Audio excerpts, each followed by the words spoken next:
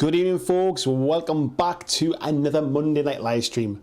I hope everybody's well. Hope you're not too bad. Apologies for missing last week, as I was away last weekend, and apologies for the sound tonight. It's probably a little bit hollow and stuff like that as well.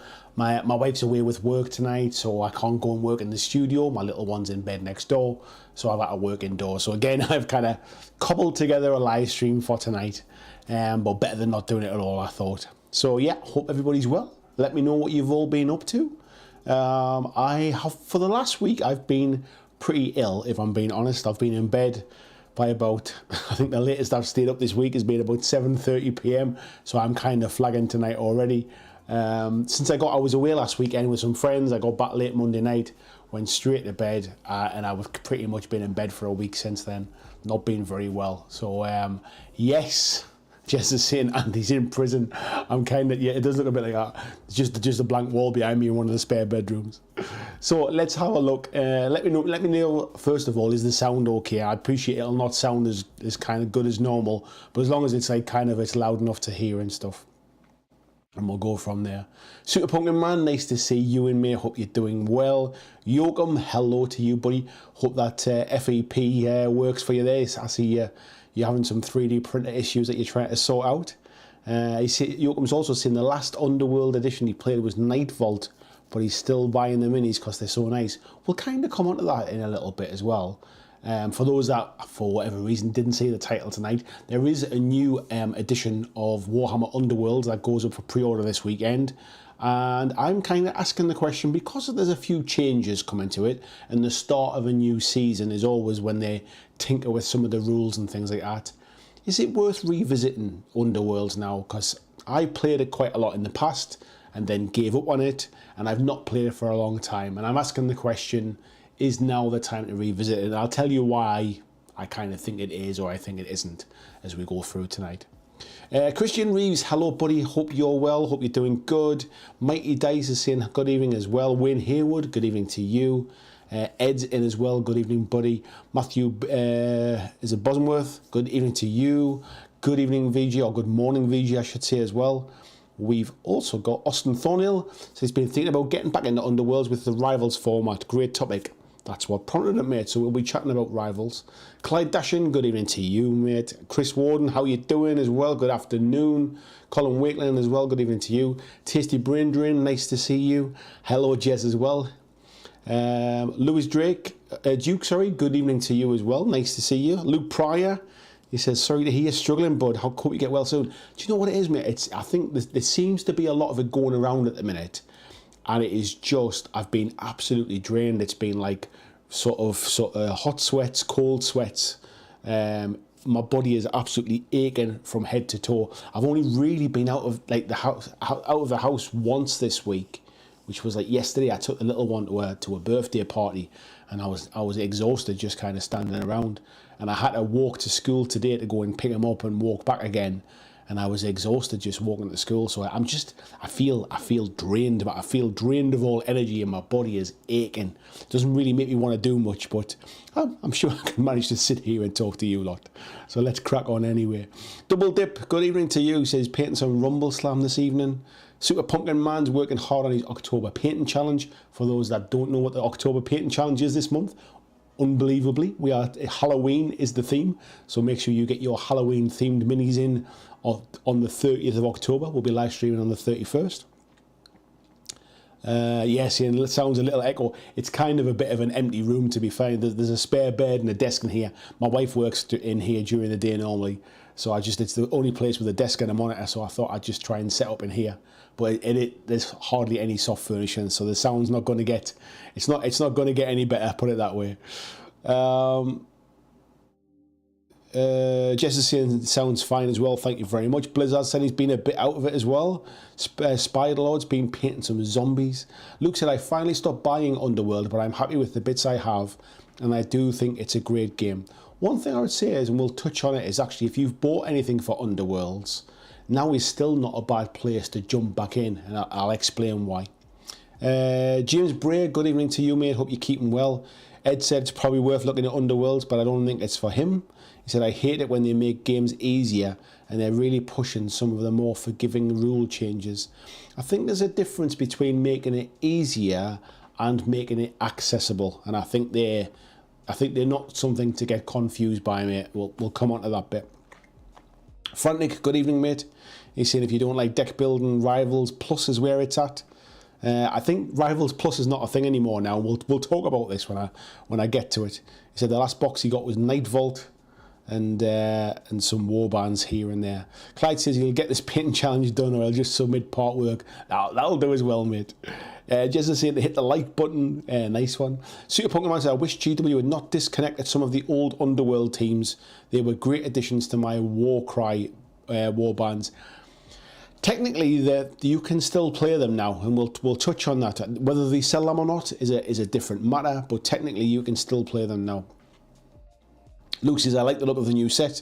I missed Diachasm, but wanted it, but did not like the Harrow Deep set at all. I must admit, I've been quite tempted to pick up the little box of the kind of the Witch Hunter type things, which look very Cursed City-esque, purely just for something to paint, because I quite like those models, if I'm honest. Night Haunter 666 says, good evening, Andy. Just been catching up from last month's stream. Shame you didn't think it was worth coming to Dead Zone event at Mantic last month. Top quality players, had a lot of fun. I don't think I said it wasn't worth coming, mate. I think what it was, I think at the time, I think it clashed with something else or something like that. Or I also wasn't overly keen on the two different factions thing as well, to be fair. VG says, thankfully his health's been good, mental health not so much.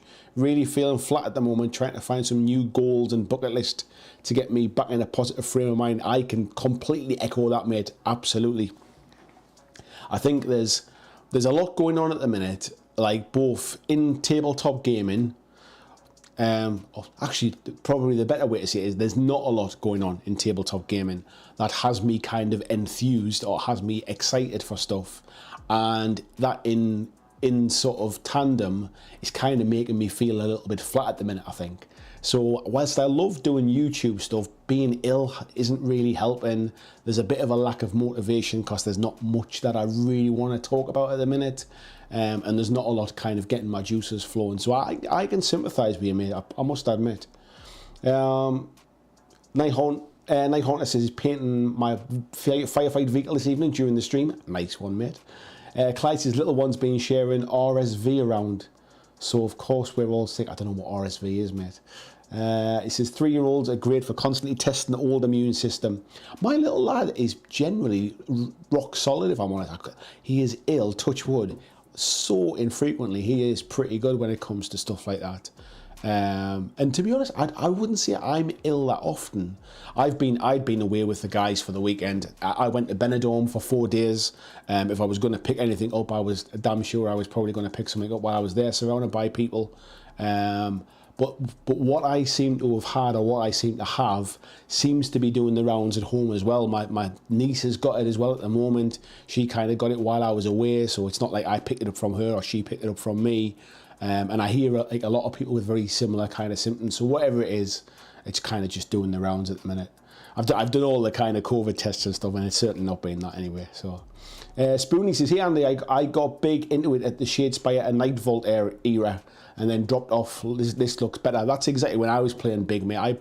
Back in the Shadespire era, I was picking up every single warband and all of the cards and all that kind of stuff. Jez says, got some Underworld minis, but not interested in the game, so I'll pass the cards on to you if you want, fella. Thank you very much, mate.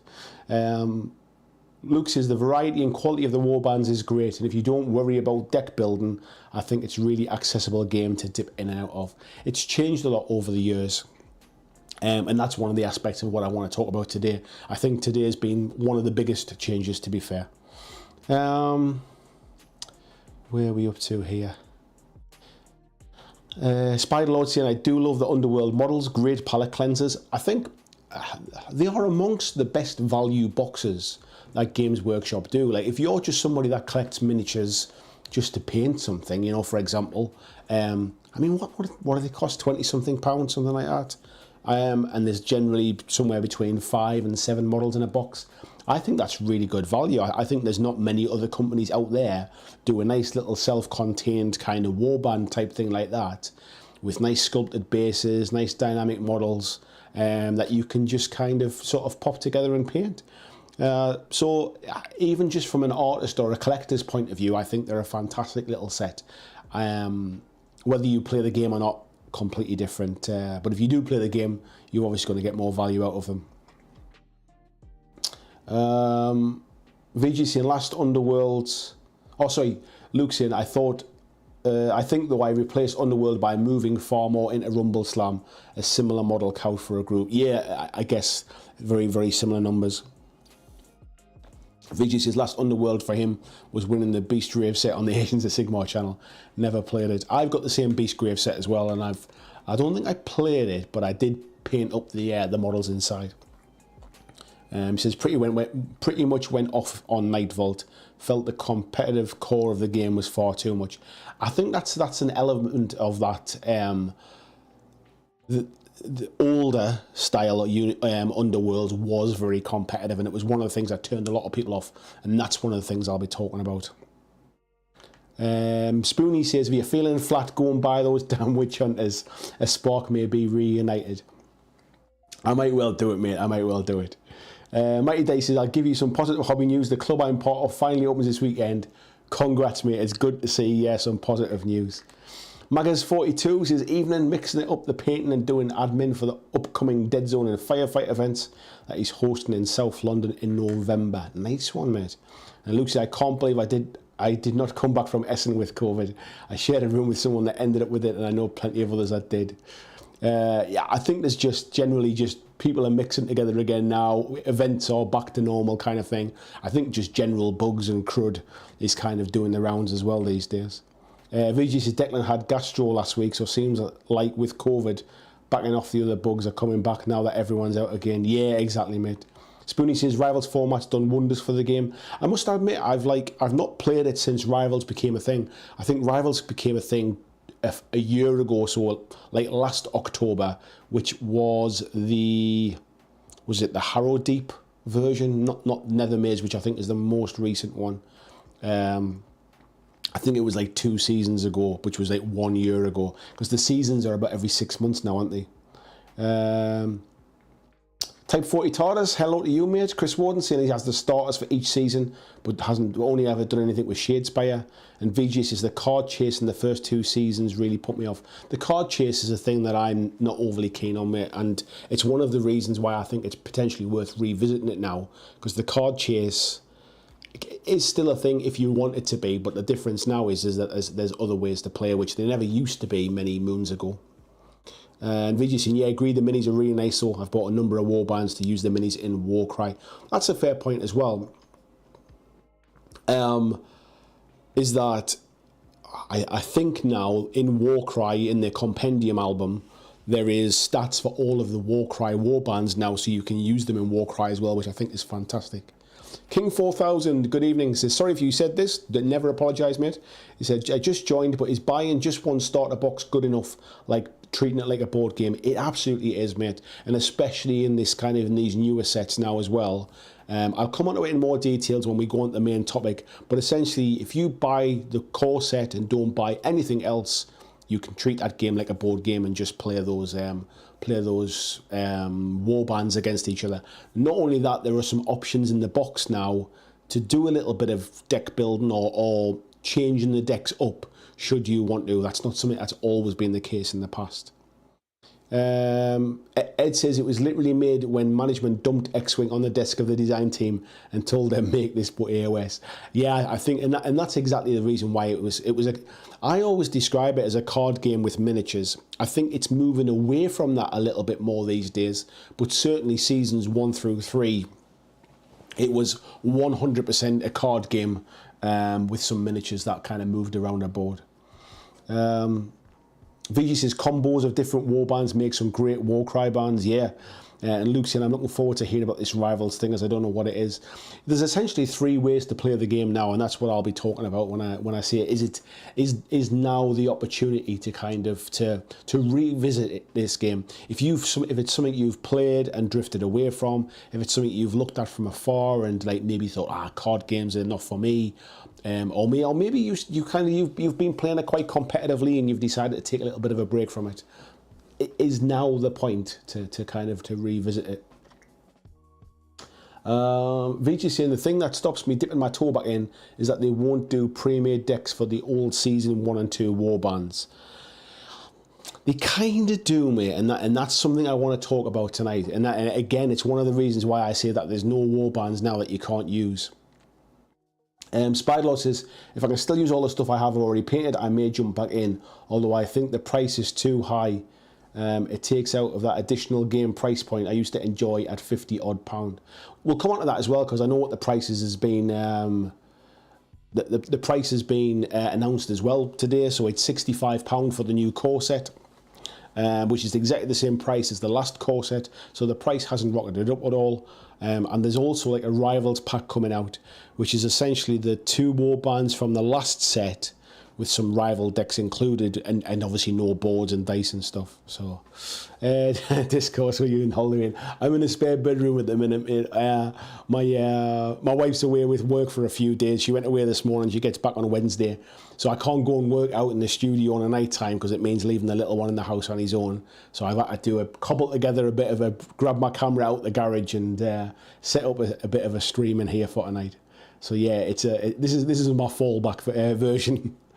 VG says they could at least release a PDF with some pre-made decks that use the faction cards. Yeah. Christian sharing the link there as well for the Patreon. Thank you very much, Christian. Ed says it was really an LCG, which is a type of game I enjoy. I wouldn't have picked up Shadespire if it wasn't for that aspect. The card games have never really been my thing, and that's always been my biggest disappointment, I think, with Underworlds. I actually quite like the gameplay of Underworlds. I just don't like the card chase and the amount of time needed to then deck build. And a lot of that aspect has been not removed from the game, because if you like it, it's still there, but it's been negated if you don't want it in certain areas as well, which is good. Yeah, and VGC still has all of his stuff from season 1 and 2 and Beastgrave, so it did something with those, it could consider it, yeah. This question, I thought you went short with a wife. No, not at all.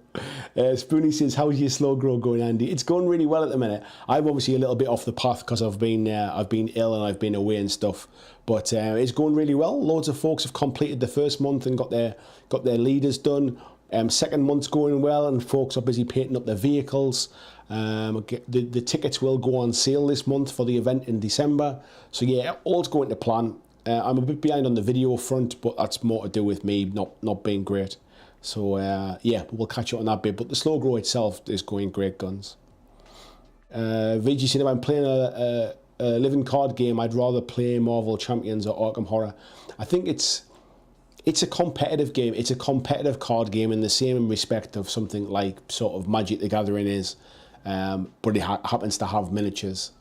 So if you're not into that kind of competitive card game, it's definitely not, or it certainly never was the game for you. Things have changed a little bit now. Luke said, I've just seen that there was a set after Harrow Deep called Nethermaze that I never even heard about. Those witch hunters look cool. Yeah, so essentially what they do now, mate, is they do a core set every 6 months now. And the core set has the board, the new set of rules, the dice, the 2 factions, cards in it. And then I think they do 4 warband releases a season as well. And then the next season comes along with a new core set and 4 kind of releases. And I think that's the way they do it now. And at least, like, as long as you know what to expect, you don't have to buy everything. I know people feel like they have to chase it all. And one of the things with the game is that when it comes to the cards, it was like a card grab. Like, you had to pick up the factions that you didn't like the look of because you needed some of those universal cards that were inside the box. It's not necessarily the case now so much. Discourse is saying that each box usually sports a wee stealth price rise. It hasn't this time, to be fair. The core box is exactly the same price as last time. It was £65 for the last one. It's £65 for this one as well. So there's been no price rise, which, to be honest, I was surprised that I assumed there would be a little bit of price rise on this one, but there hasn't been. Spiderlaw saying internet doesn't want to play today. Louis saying work calls and have fun, take care. Discourse is saying maybe they've settled on a price, and I think it's just a timing thing. I think, like anything, prices go up. I think prices are obviously going up at the moment because of all manner of external forces as well. So I'm surprised to see the price hasn't kind of crept up a little bit. But I don't think £65. Bearing in mind, most people will probably get a little bit of discount on that as well. I don't think £65 is too much to ask for 2 war bands. There are 4 decks of cards in here, which I'll come on to. There's dice, there's a board, there's the boards themselves, there's the dice, there's the rule book as well. There's quite a bit inside the box, to be fair. Spoonie says the new set has 2 extra universal rival decks on top of the normal governs. Yeah, that's exactly what I was saying, mate. There's four decks in this one. So I'll tell you what we'll do is we might as well, if I get to the I'll get the right page up here as well, because even though I'm on a bit of a ghetto setup here, I am still managing to get the bits and pieces working as well. So yes, here we go. I might have to duck down a little bit there as well. So yes, this is the set that comes out this weekend for pre-order and will be available to purchase or to pick up the weekend after. And this is the Warhammer Underworlds Gnarlwood. And I forget which season this is now. It might be like season 7 or something. But this is what's also interesting about this, is it is set in the Gnarlwood, which is the same setting as well for Warhammer Warcry as well at the minute. So there's some nice crossover there between narrative experiences. There's some nice narrative storylines crossing over. There's some good crossover between warbands being available as well. So it's quite nice to see both Warcry and Underworlds kind of starting to come together from a thematic point of view as well. So you can see there's obviously the rule book. Oops. There's the rule book there and all of the tokens that you get inside. You get the 2 factions, which we'll come down to. You get the 2 boards, which are double-sided. You get dice for the game as well, and you get 4 decks of cards, of which you'll use 2 at any given time, and I'll explain that. So the new season of Warhammer Underworlds kicks off with the Gnarlwood box set in the ravenous root holes beneath the hungry forest of Gur. The new box brings in new and updated rules, and we'll come on to those in a bit. And 2 new warbands, the Savage Gnarl Spirit Pack and the Skeletal Sons of Velmorn. So as you can see here, these ones are very much the kind of Dark Oath sort of faction type thing. Very much, we've seen this kind of style before from some other like kind of Warcry warbands and things as well. And then we've also got these skeletons as well, and essentially what happens is this gent in the middle, he's the kind of the leader, he's the king, and the other skeletons are his sons, and there's some kind of sibling rivalry amongst them where they are all competing for their father's kind of praise to kind of show who is the best son type thing, and that plays through in their in the way they play as well. So you get 4 full rival decks in here, 1 for each warband and 2 universal decks. So the way this works now and in the future is there are 3 ways to play. The first way and the most simple way is called Rivals. And what will happen is you will buy a faction and it will come with a Rivals deck. And that will be a faction specific Rivals deck.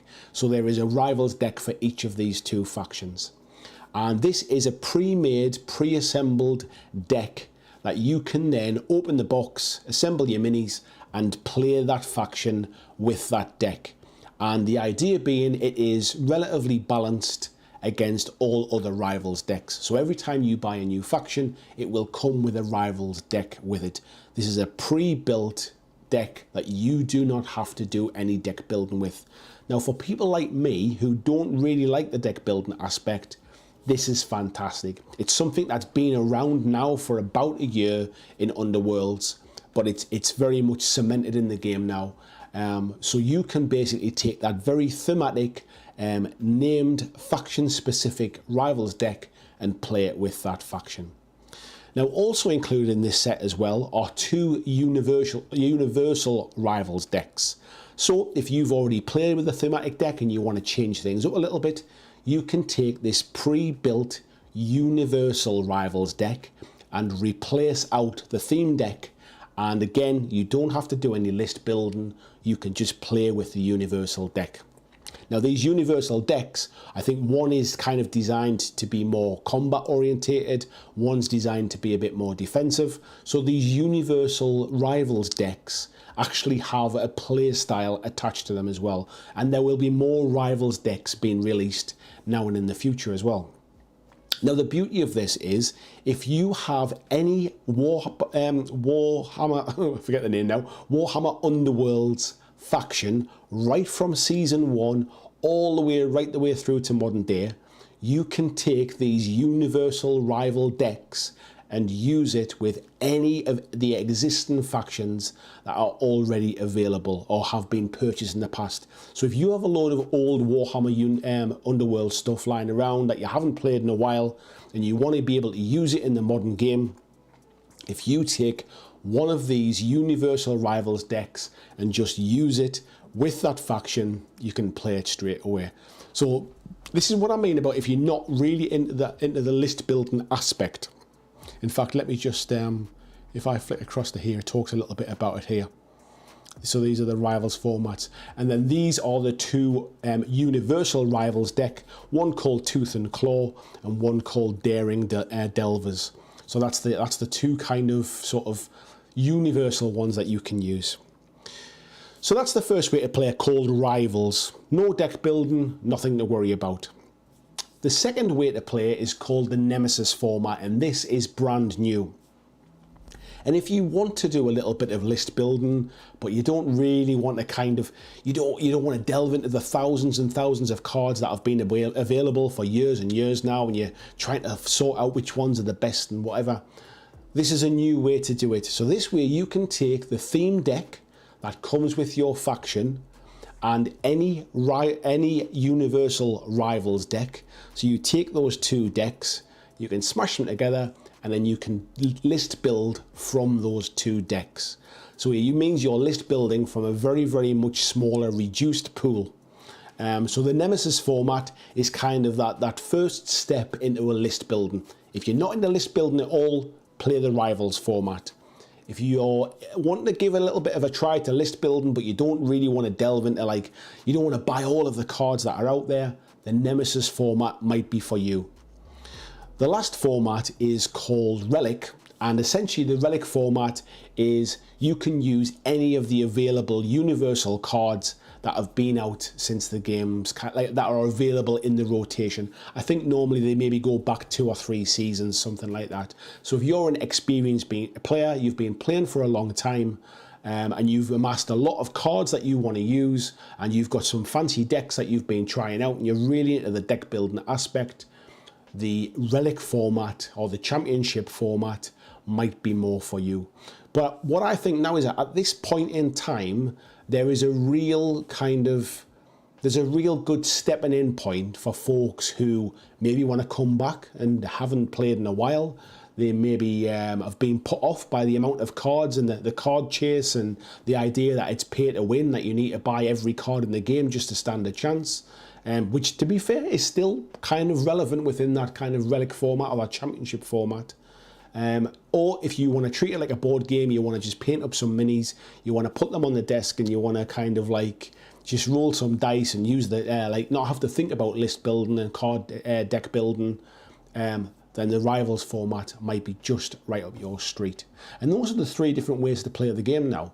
Now, also released this weekend is something called Rivals of Nethermaze, and these are the 2 factions that are in the last starter box.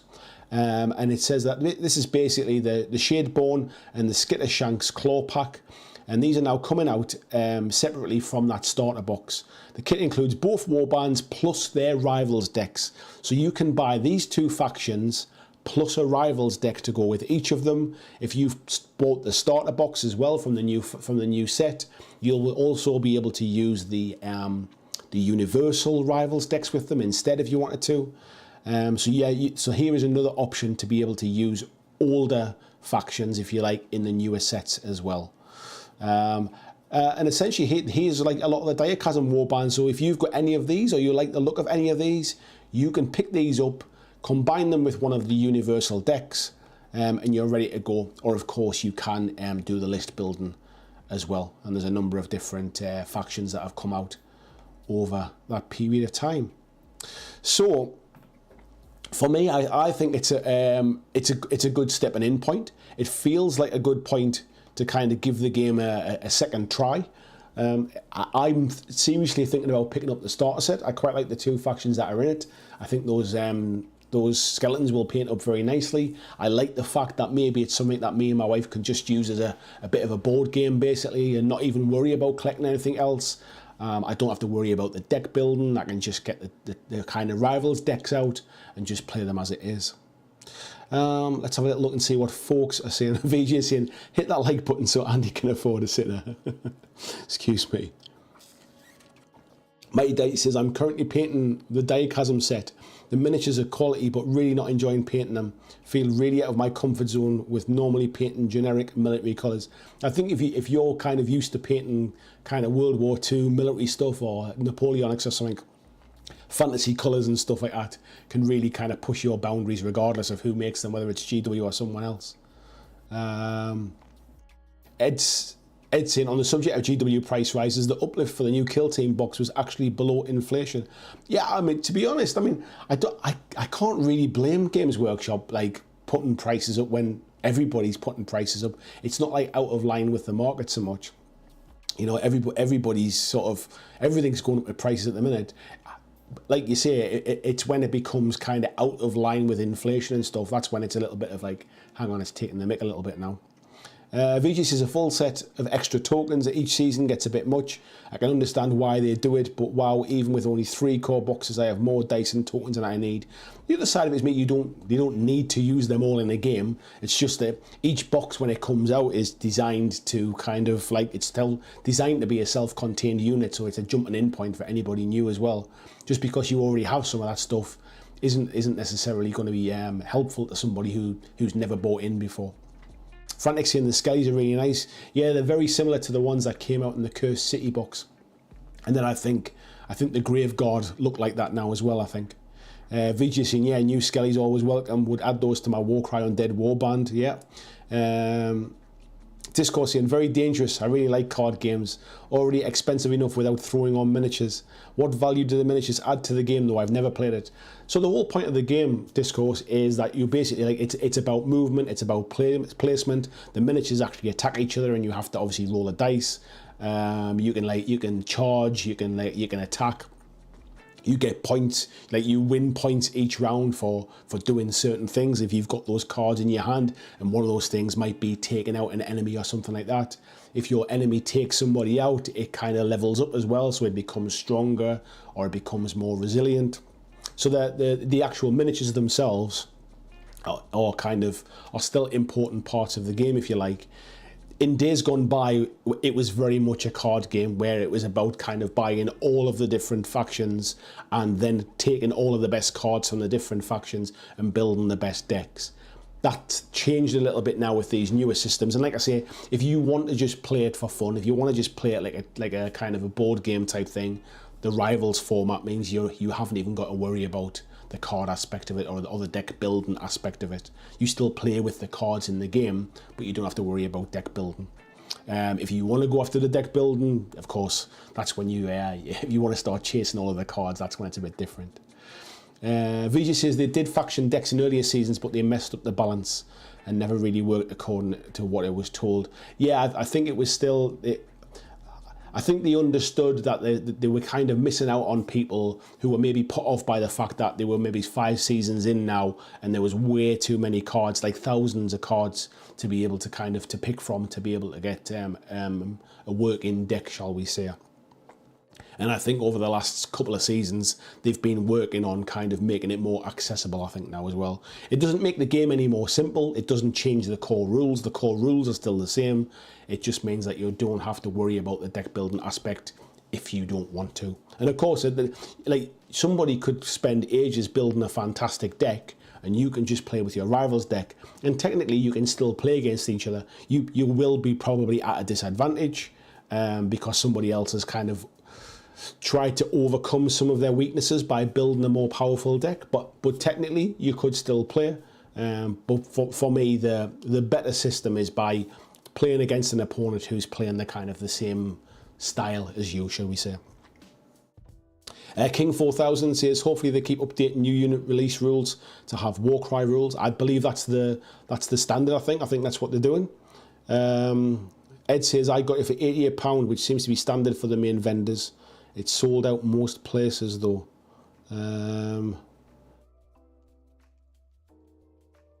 Is this the new one that came out this weekend, mate? Is this the one you're talking about? Chris is saying, bad timing. My hobby money's going to Secret Lair Games Workshop Magic the Gathering set. Yeah, there's a bottomless pit right in itself. Excuse me. VG saying, sounds like the Nemesis format might be my jam. Do they have actual card lists that blend the faction cards and the Universal Rivals deck? Or are you expected to select yourself? So you can use the themed faction, the themed Rivals deck that comes with your faction, and then you can use any one of the Universal Rivals decks and mix them two together. You can't take like 3 different Universal decks and mix them together. So at most, you are mixing a Universal Rivals deck and a themed Rivals deck and mixing the two together. Do they have card lists that blend the faction cards? I don't think they are. I'm not sure if they have card lists, mate. I mean, technically it's not out until 2 weeks' time, so I'm not really sure what's available yet. And you see, I assume the Universal Rival decks will be available as a separate purchase. They're certainly going to be in the core box. The first 2, I think they might be coming out as, or there will be extra Rivals decks coming out as separate purchases. There are also currently already Rivals decks. So if you look, in fact, if I go to here, I think I've got one of these open here. Yeah, let's switch across to here. So there are already these Rivals decks available now for £17. And this one is basically a 32 card deck for Warhammer Underworlds and Rivals games. Can be used by any warband and allows those from past seasons to join Rivals games. So there are already like kind of some Rivals packs available. So yeah, and then the ones I was talking about before, these were the Witch Hunter ones that I was talking about that I thought were quite cool. £26 I don't think is too bad. And again, this comes. It comes with six fighter cards, comes with 6 miniatures, and then it comes with, I'm not sure, I don't think it comes with a Rivals deck. It potentially does. It mentions about Rivals deck card here, so maybe it does. But I quite like the style of the miniatures in these ones. I just think they'd be quite cool to kind of paint up with something a little bit of fun, something a bit different. That's the warband you get. So I don't think £26 for those, plus including the cards as well. I don't think that's too bad a deal. Excuse me. Spoony, having a chat there. Tony Howell, hello mate, how you doing? Christian's just sharing the link there to Teespring store as well. Thank you very much. If you want to get any of the merchandise for Christmas. Vigi says if they do a PDF download of the new rule book, separate sales of the Rivals decks. To be honest, mate, I don't see them doing that. I mean, you'll be able to get a copy of the PDF of the rules by PDF, but I'm not sure that they will necessarily split it all down into individual stuff. Ed says you didn't touch on the rules changes to movement and charge, which are the things I don't really like as they reduce the game's skill ceiling. So the rules changes to, I think if I'm paraphrasing now, but I think in the past if you charged, that was it. You couldn't you couldn't move again. You couldn't do anything else. And I think they've essentially changed it that if all of your models have charged and you've got any actions left, you can then do another action, I think is one of the things that they've changed. I don't think it changes it massively in practice. I think it just means that if you've got a small numbered warband, or if you've got very few models left, it just means that you're not kind of like helpless with nothing left to do. I mean, it would be easy enough to kind of to retcon that if it was something that you didn't enjoy. But for me, from what I've read, it's not necessarily game breaking as such. I know there are a few people who are not as excited about it though. Tony says, never been interested in the game side, but the faction boxes and the quality of the minis are always great value. Interesting, characterful minis. It's something that it's always allowed Games Workshop, since Warhammer Underworlds came out, is to kind of have these very specific little fixed war bands with quite a lot of character in them. In the past, they've kind of shied away from that style of miniature because people expect to kind of sort of have like multiples of those through war bands and stuff.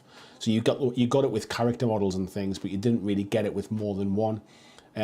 What Underworlds and things like Warcry has allowed them to do, I've really liked the fact that these have kind of come through. I would love to have seen like a sci-fi, a 40k version of Underworlds, just to get these kind of nice little kind of sort of war bands for 40k as well.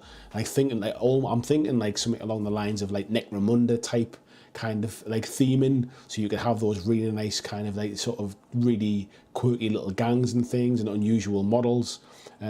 Even I guess even like with a crossover to Kill Team, I suppose, as well. But who knows, we might see it one day.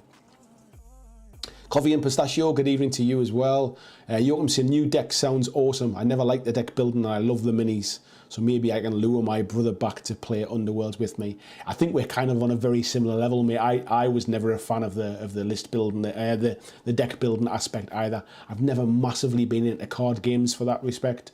But I've always liked those little kind of self-contained, like, you know, somewhere, I think over the years they've been somewhere between about £18 and £25 for those little kind of Underworlds warband.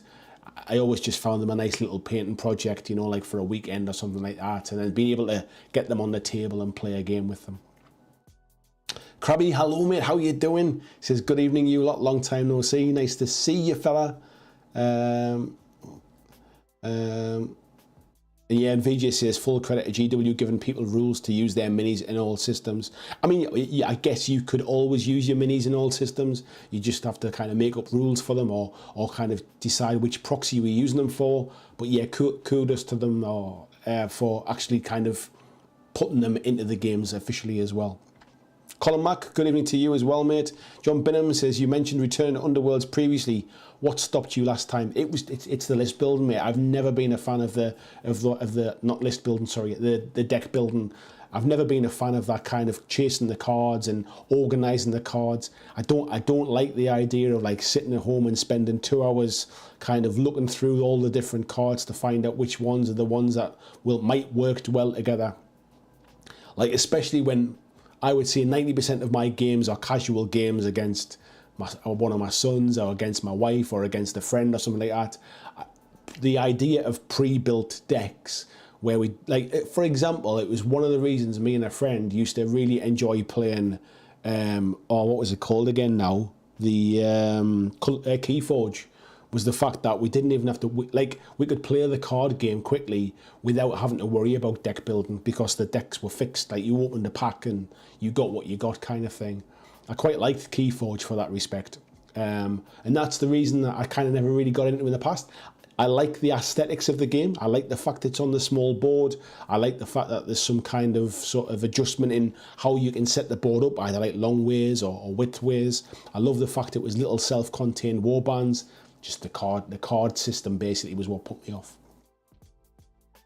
Michael Cowan, good evening to you, mate. VG saying Nemesis wouldn't let you blend, say the cards that come with a sepulchral god with the current rivals deck to get a balanced warband against the current release warband. Yeah, I think it. I don't know, mate, if I'm perfectly honest. I don't know, because I'm not sure about how they would class the cards that come with the older the older factions. I'm not really sure. It's something I'd have to look into, mate. And VGC only lets you blend 2 rivals decks, and a universal and a current release deck. Yeah, it's not perfectly clear, mate, because I think what it also tends to do is when it says like available stuff. In fact, let me just go back and check what the actual wording is, because the wording is probably so. Here we go. So it's in here. The Nemesis format is new for this season. You can dip your toe into deck building. Nemesis sees you create a deck from your warband specific cards and the cards in a universal rivals deck. This hits the sweet spot between rivals and the open deck building relic format. So I guess maybe you can then, mate. It doesn't mention like an older faction here, but yeah, maybe you can just take the existing faction specific cards that come in the decks and then combine them with one of the specific rivals deck. So yeah, maybe you can, mate. Maybe you can.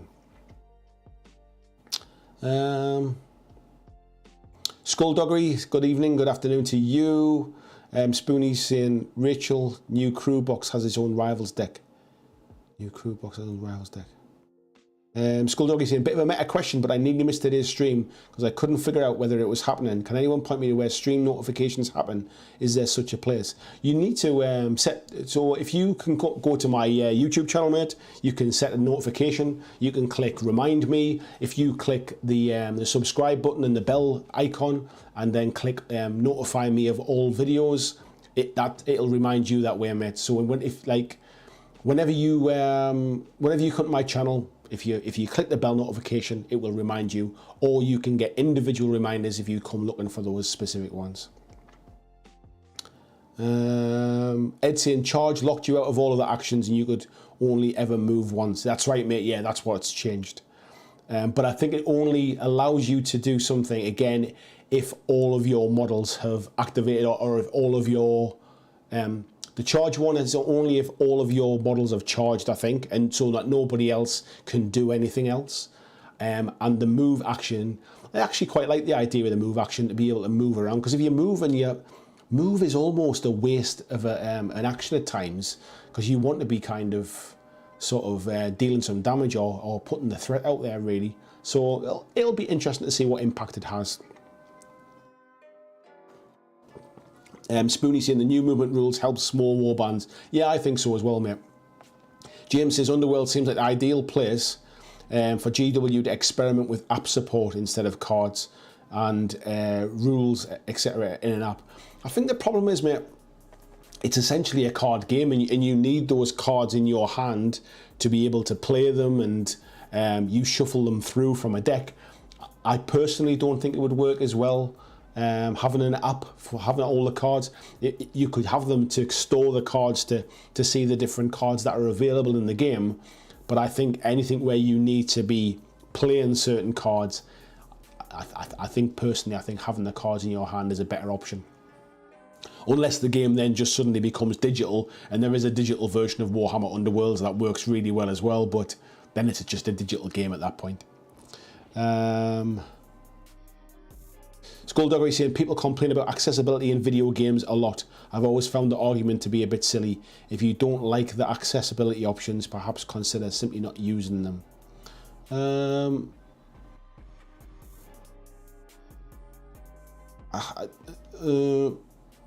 Yeah, I think it's just about having more options, I think, as we were just saying there as well.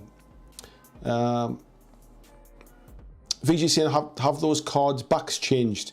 I guess you'd need to sleeve your cards for the old warbands. Yeah, I assume you'd have to, mate. Yeah, I think some of the card backs have changed, and actually available. I mean, you can obviously buy any. You can buy any. What they're called? You can buy any card sleeves that you wanted to, but there is these card sleeves that go up for pre-order this weekend as well, and these are obviously the newer style card sleeves as well. So they are available should you need them.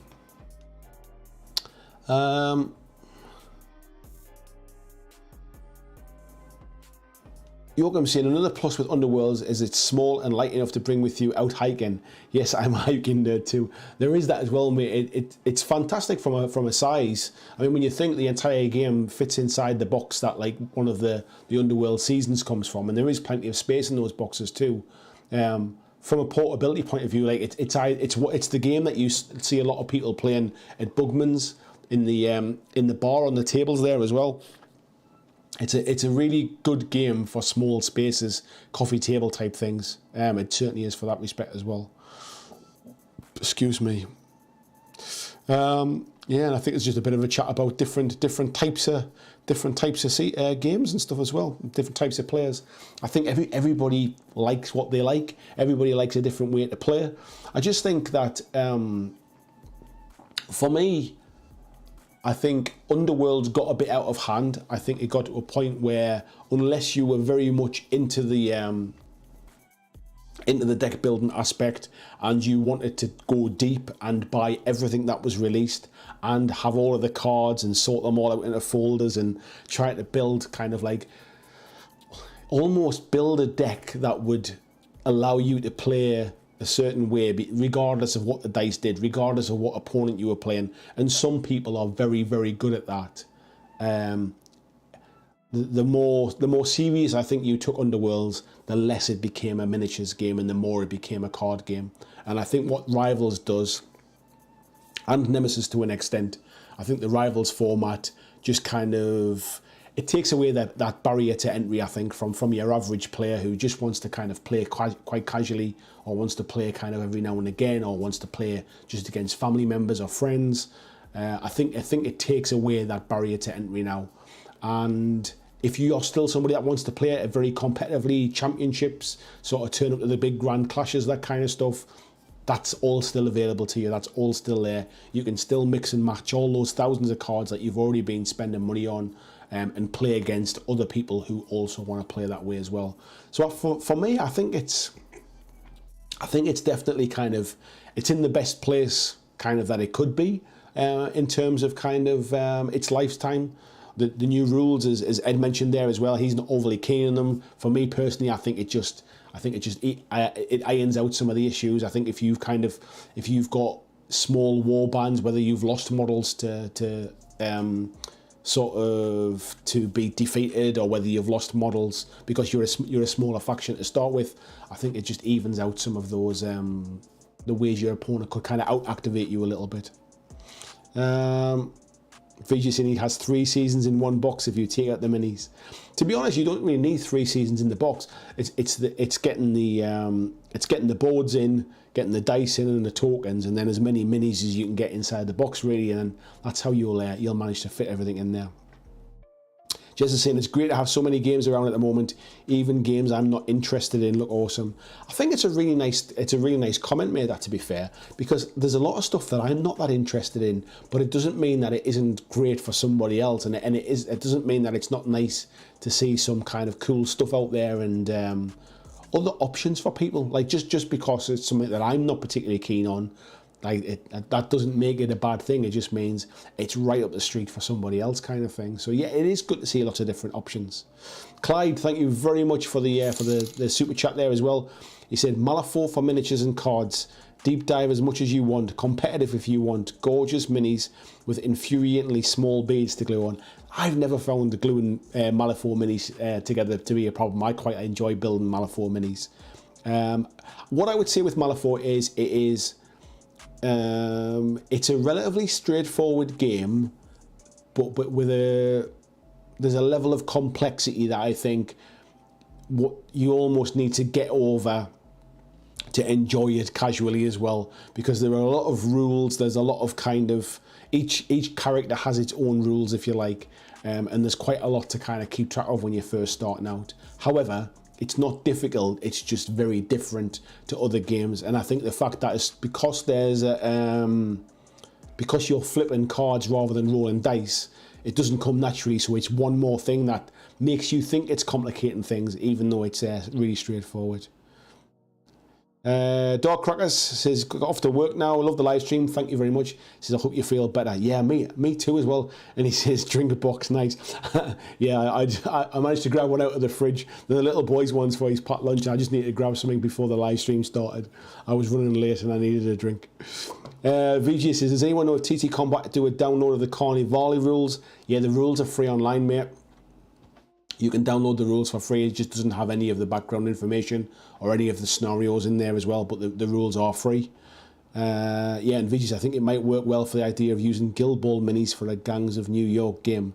Yeah, potentially, mate. But yeah, the rules are free. The rules are free online. Right, let me get a drink here because I'm flagging now. I'd normally been in bed 3 hours by this time every day this week. I literally got back off a plane last Monday. I think I got home about 8 o'clock, 8:30. Actually, I think I landed about 8 o'clock. I must have got home about 9.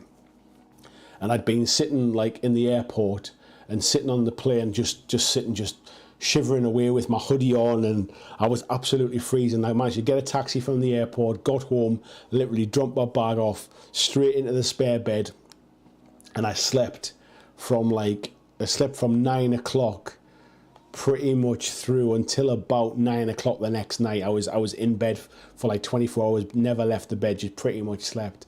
And then I slept again the next night. I was absolutely wiped out. I just felt destroyed.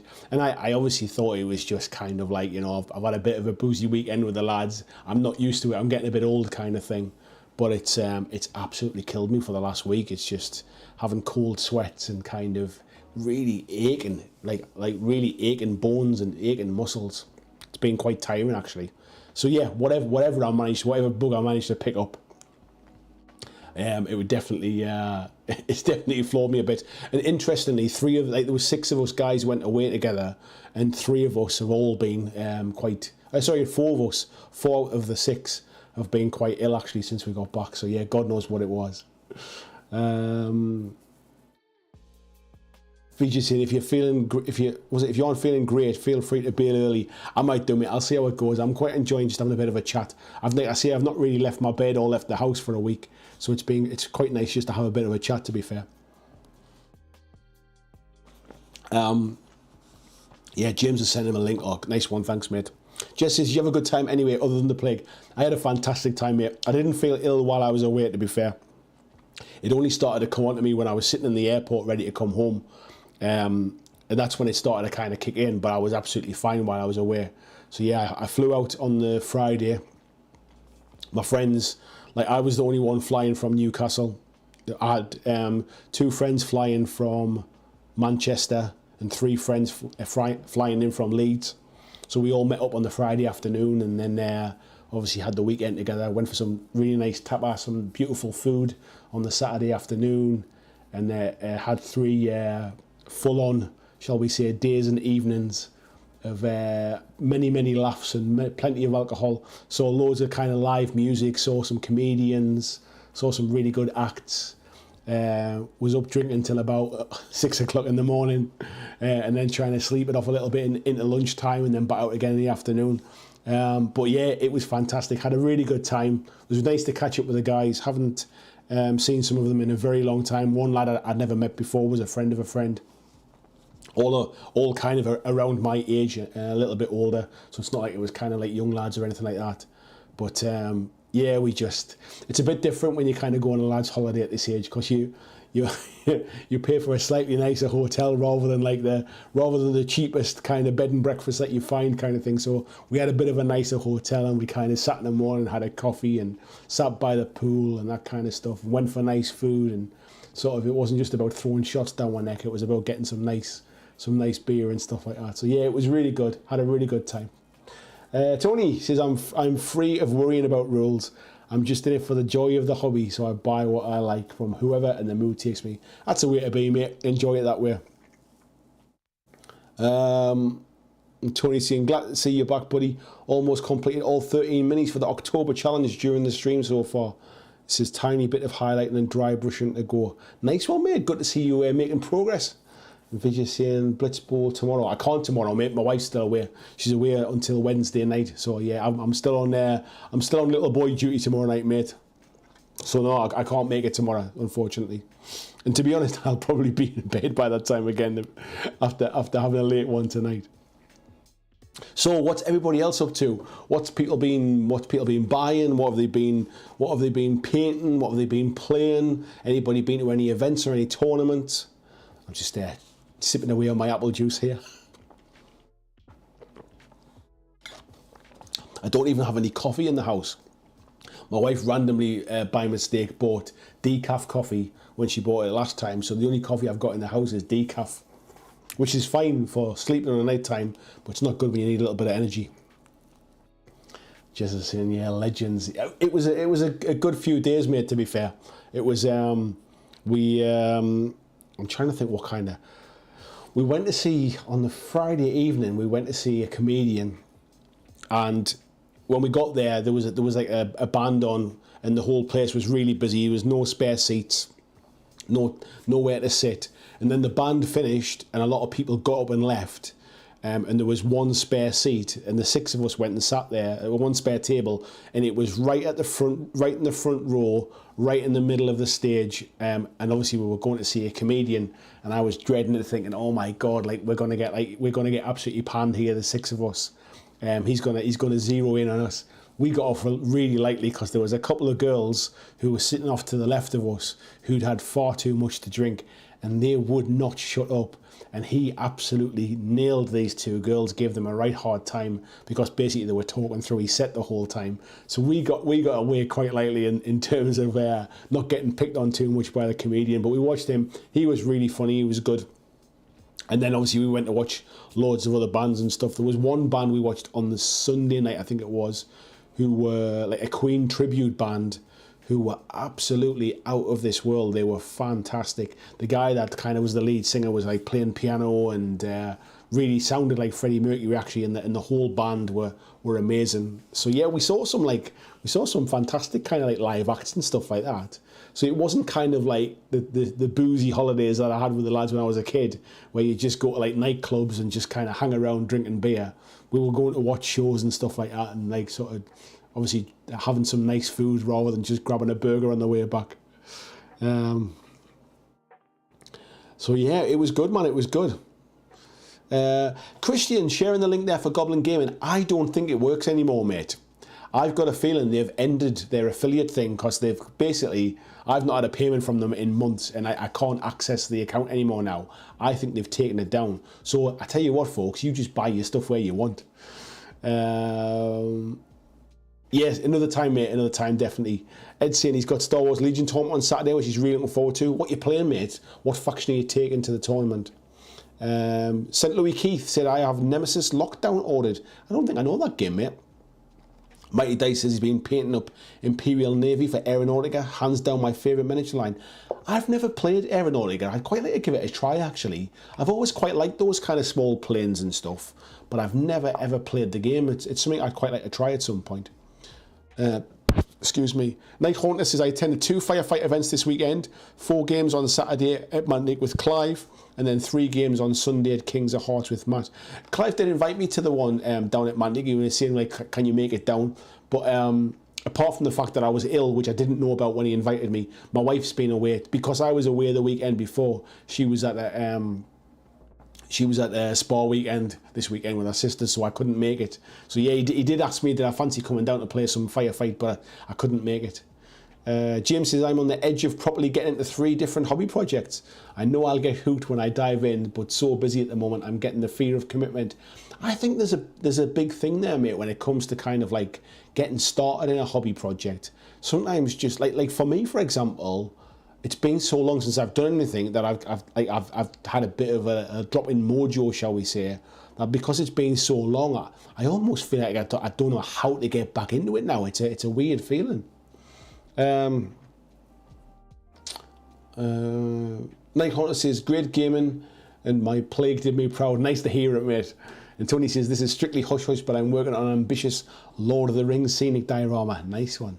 Camo says, what do you think of Discourse Miniatures' commitment to buy a 2,000 point 40k army? I don't know anything about it, mate. I've not heard anything about that. Clyde says, trying to get this stuff done for the challenge. Need to get these spooks done. Prepped garden for the frost. Nice one. Chris Warden's got a big order in from Cromlech for October. Nice one, fella. Clyde saying, most Gakai and Onryo. I'm assuming you're talking about your other stuff. Your, what's it called? Malifaux stuff.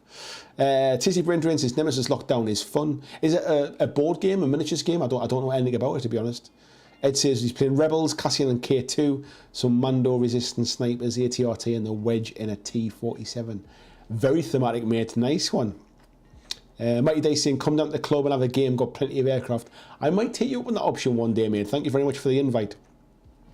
Is yours the club that is, am I remembering this is a Hartlepool way? Is that right? George, good evening to you, mate. How are you doing? Vijay says, the Asians guys gave Adeptus a go. Seemed like a very specific niche. It really clicks for a small subset of people. I quite like the look of it. I think I watched a video with that Ash Barker was playing of it, and it looked pretty cool. It looked all right. I've just never ever seen it on the table. I think actually, like, where did I think I might have saw an image of the plane somewhere, and they were bigger than I expected, which is one of the reasons I was quite, actually that might be quite cool to paint something like that. I think I always thought they were really small, and I think that they're more chunky than I thought they were. James says the answer is, how do I get back into this? Is always just to pick up the brush. I think sometimes it's picking up the brush, and like there's almost that kind of analysis paralysis of how do I start? It's been so long kind of thing.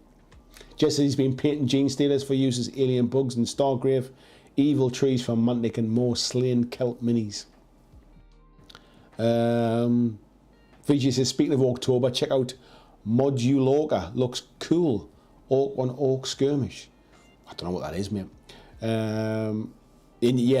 Mighty Dice is saying that is the one. I thought it was, mate. I remember now. I'm pretty sure I followed you on Twitter, mate. But I'm not sure if it seems to ring a bell. That's where I think if I haven't, I apologise. Please give me a nudge, and I definitely will, and then at least I know when your club starts up and stuff. Nemesis is the movie Aliens in a Box. So it's Nemesis the board game. I didn't realise it was called Lockdown. Mark Horneff, hello, good evening, mate. He said he's working on the Sentinels for Marvel and painting an Underworlds warband as we speak. Those Sentinels look fantastic, mate. I must admit, I've not bought any Marvel stuff for quite some time. I've got more than enough of a backlog before I start buying more Marvel stuff. But I do like those new Sentinels. Yeah, Mighty Dice saying, yeah, you have. Chris Warden saying, bought the Orc Corsair Warlord Death Cruiser and then run him in a drawing from Cromlech. Just the kind of thing you need two of, mate, eh? And George is saying he's just started on a D&D board game, Castle Ravenloft minis today. Very nice, mate. Very nice indeed. Let me have another drink here because I'm flagging now. Oh, in fact, I don't know if I've got anything left. There's a little bit in the bottom, I think. There we go. Oh my God. Excuse me. Agents of Sigmar, good evening, mate. How are you doing? He said, very excited for Nemesis. Yeah, it's not. I think I'm aware of Nemesis, the board game, but I thought that was like an older thing. Unless something new's coming for it. Eddie Haas says Rivals format for Underworlds is the superior way to play for me and my group. We are loving it and has brought the dead game back to life. Can't wait for the new stuff.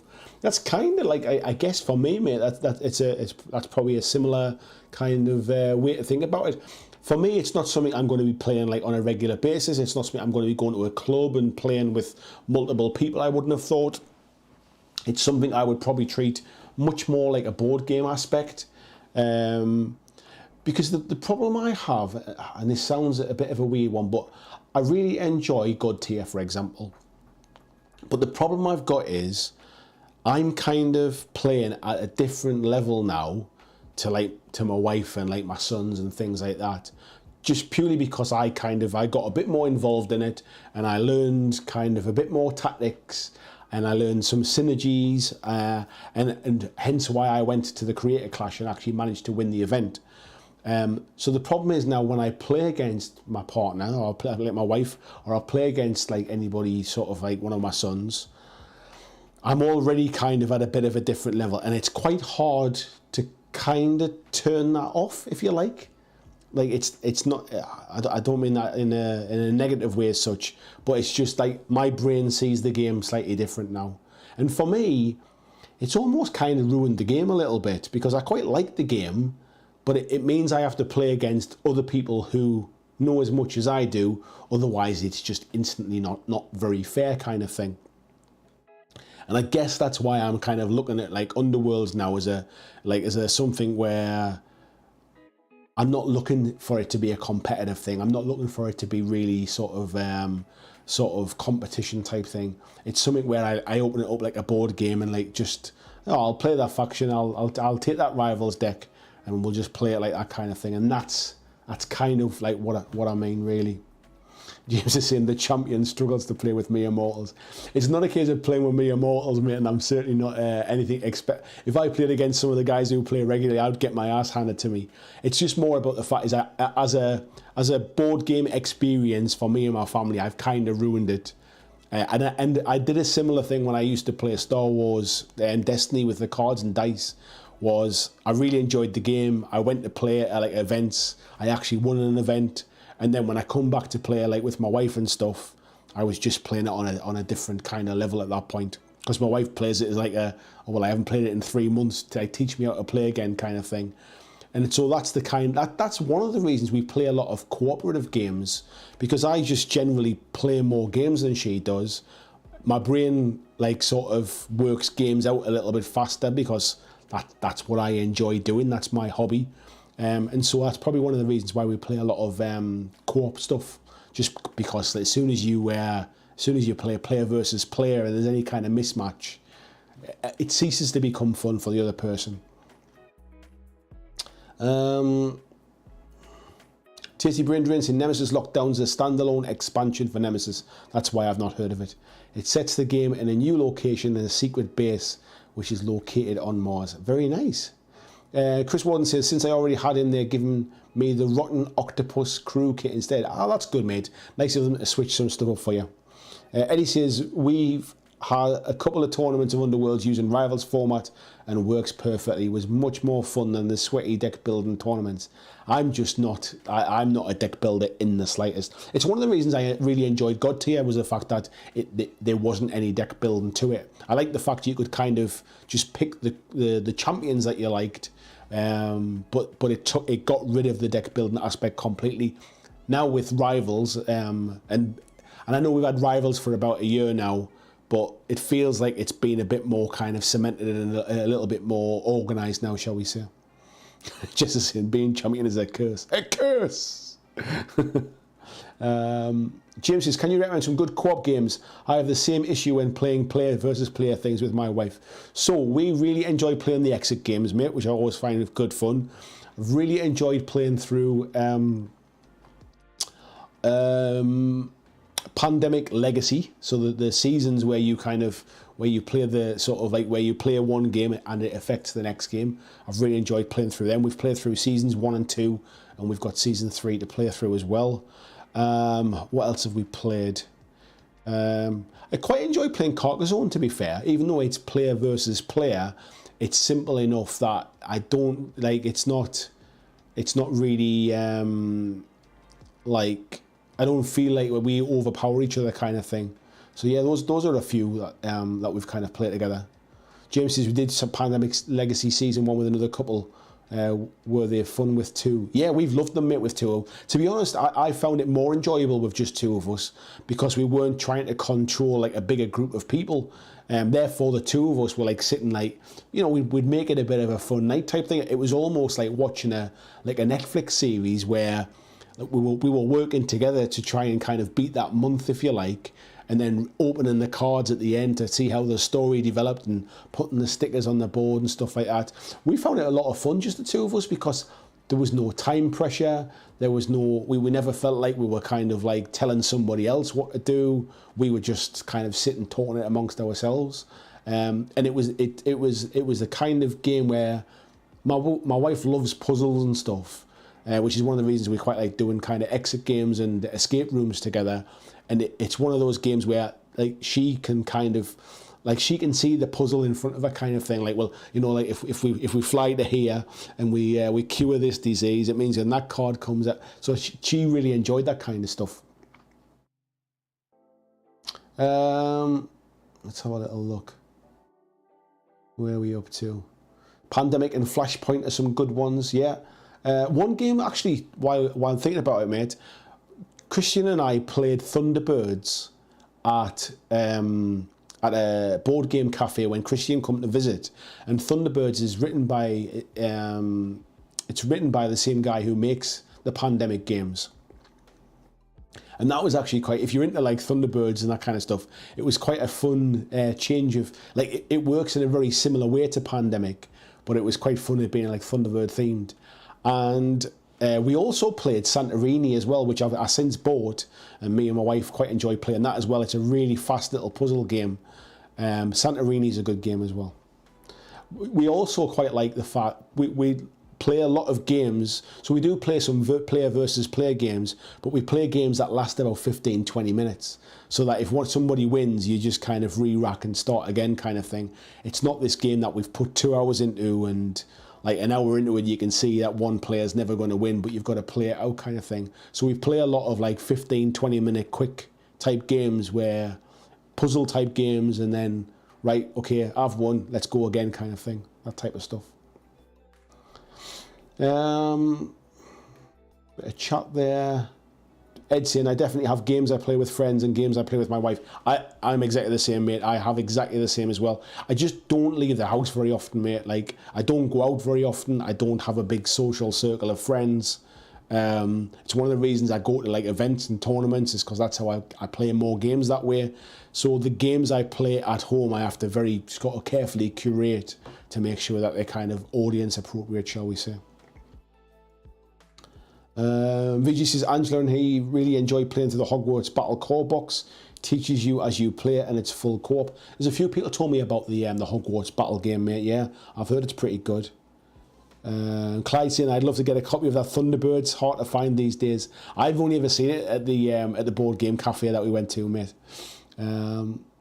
Luke says, at Essen there was a release of a new version in the Pandemic system that's based on Star Wars. I did see that somewhere, actually, mate. I thought I saw a picture of that somewhere. Blizzard says, Thunderbirds like the kids' marionette show. Exactly, the very same one, mate. Yes, exactly like that. James says, we liked Risk Legacy too. Again, played a 4-player, and that was really fun. We got about halfway through Seafall before we all had kids and never finished it. Another game, which randomly is still by the same guy that made Pandemic as well, is Forbidden Island. And that's a really good game as well. And essentially, it's a card game where you kind of like lay the cards out to be an island, and you play different kind of people who fly in to try and find treasure and then escape. And what happens is at the end of each turn, like the water levels rise and some of the parts of the island go underwater and disappear and stuff. We play it. We've got the iPad version of it, and it's perfect for like if we're out if we're traveling anywhere or anything like that. Like there's been times when we've been away on holiday and the little one's in bed and we're kind of just sitting in the living room together having a glass of wine, and we'll play Forbidden Island on the iPad kind of thing. But it's a perfect card game as well, like packed out nice and small as well. So it's worth checking out Forbidden Island as well.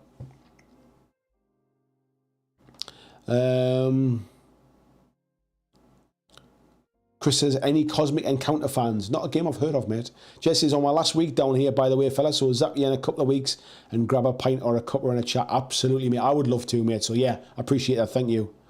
Tizzy Brindrian says, saw the version of Pandemic yesterday in a game store when I was in Baton Rouge. Baton Rouge. There's a place to go to. So, yeah, I mean, I think it's this Forbidden Island, and I think there's another version as well, which I think is similar kind of rules. But yeah, I really enjoyed that. Like I say, we've got the iPad version, so even that's not like a bad one. Just to have kind of Forbidden Desert's the other one. Thank you very much, Luke. Yeah, but like I say, we play it on the iPad, and it just saves us kind of like setting it up. It's perfect as like a travel thing if we're away, because we've always got the iPad. The little one will have been watching some cartoons on it or something like that, and it just means when he goes to bed, we have a board game in front of us. James is saying apparently Forbidden Sky too. Yeah, I've not played the Forbidden Sky one, but I've played Forbidden Desert as well. Right, I'm drying out now. I'll tell you what we'll do, folks. We'll stream on until about 10:30, and then I really am starting to flag a little bit, so I'll kind of we'll call it a night there. But we'll crack on for another 10 minutes. We've got a nice little gang in, and it's nice just chatting about some bits of board games and stuff like that as well. But yeah, like miniatures wise, I'm feeling a bit flat at the minute, if I'm honest. I feel like kind of stuff that's being announced is just not particularly exciting, if I'm being perfectly honest. And when I see things being announced, I generally don't look at the GW stuff. I have been recently, I'll be honest. But generally outside of GW stuff, I found like a lot of it's been a bit underwhelming, for example. So yeah, like I say, it's different. It's horses for courses, different tastes and all that kind of stuff. But for me, at this point in time, there's nothing really kind of grabbing me and getting my juices flowing. James says, after the Pandemic Legacy Season 1, should I go for Season 2 or is Season 0 worth a look? I've never played Season 0, mate. I don't think it was a thing when I started Season 2. I'd go straight for Season 2, mate. It's a nice kind of continuation of a story. It adds a lot of cool stuff that Season 1 doesn't have. And if you enjoyed Season 1,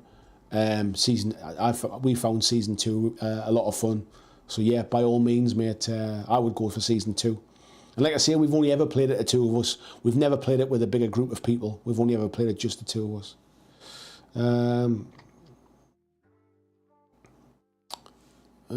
Mighty Dice is saying, are there any Team Yankee players here? I've heard of Team Yankee, but is Team Yankee something to do with... Oh, is it the Battlefront game, Team Yankee? I'm trying to remember now. I feel like Team Yankee is... Yeah, Cold War gets hot. Yeah, I thought it was, mate. Yeah, I thought that's what it was. Eddie Haas saying, have you played Cthulhu Death May Die? I think it's incredible. So excited for Season 3 Kickstarter. I haven't, mate, but I did see Simon coming back with another version of it. VG saying, board game chat, currently very much his jam, been watching lots of Dice Tower. Liam Fishwick, hello Liam, mate, says the Netflix Cyberpunk 2077 show had Googling up on Cyberpunk rules and minis. I saw it on the in the list of stuff, but I need to be on my own really to watch that kind of stuff, and I've never really had the chance yet. So we have just started watching a show called The Watcher, or The Watchers, which has been all right so far. We obviously watched the end of She-Hulk, which actually was a decent ending, all things told. I wasn't overly impressed with the series as a whole, but there were some episodes that I thought were really, really good. What else have I been watching? Been watching something called From, which has been quite good. I've been enjoying that. And I also watched, I can't remember if it's on Amazon or Netflix, but Sue Perkins' I think it's called... Is it called Almost Illegal or something like that? Or Barely Illegal or something like that it's called. And essentially where she kind of travels to kind of South America, Brazil, Mexico, around those areas, and does stuff that are not legal in this country but is legal over there kind of thing, to try and recapture a kind of her youth. And actually it's only a 3-episode show, but it was really, really funny. I quite enjoyed that. Eddie says he's loving Andor. Love the gritty side of Star Wars with no Jedi. Do you know what, mate? I've not really enjoyed it very much. I was a huge fan of Rogue One, and I do like the idea of that expanded Star Wars universe outside of like the very stereotypical Jedi stories. But I've not really been enjoying Andor. It's been a bit slow, if I'm honest. I've kind of almost given up on it. I think I'm about 3 episodes in or 4 episodes in, and I've kind of just... I don't get the urge to watch it, if I'm honest. Luke says, I just got ISS Vanguard. Looking forward to giving it a go. It's a beast of a game. There is a big game. Vijay says, blew Declan's mind when she came in. Jackson did exactly the same thing. He wasn't really watching it. He was kind of colouring in next to us at the time. And then he was like, huh? What's going on kind of thing? Yeah. Chris is saying, what about Tiny Epic line of games? I hear Galaxies is really good. I know VG likes the tiny games. King 4000, I played my first Blood Bowl game the other day. I run chosen, got destroyed. He killed one of my goats in the last turn and resurrected into a zombie for his team. Fun game, bad first game. I think everyone has bad first games when it comes to that. Eddie saying, what? I don't know how someone can't like Ando. I've just find it a bit slow, mate. It's not really grabbed me. It might be just kind of the mood I've been in lately, but it's not really grabbed me at all. It's been pretty slow, if I'm being honest. So that's why I've not enjoyed it so much. Cool, yeah. VJ's saying tiny epic games are great. Right, folks, I think I'm going to call it a night there because I really am flagging. I can hardly keep my eyes open.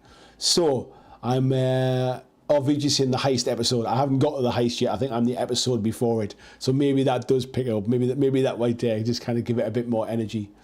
Yeah, I'm gonna go now, folks. Hopefully, if I can find a bit of energy, we'll get some videos. We'll get some videos made. I've kind of got about 3 or 4 videos that I'm halfway through filming and stuff, and then things like holiday and being ill's put pay to them. So there's stuff that's half in the can, shall we say? But yeah, I'm hopefully trying to just get a bit of energy, mate. If I can get a little bit of energy back in my bones and stuff like that, and then we'll take it from there. But yeah, I'll definitely be back next Monday. Hopefully we'll be a bit more lively. We'll have plenty to talk about, and I'll see you all then. So thank you very much, thanks. Thank you, James, as well for the super chat there. Nice way to round it off. And thank you everybody for joining me tonight. Take care, and I will see you all next week.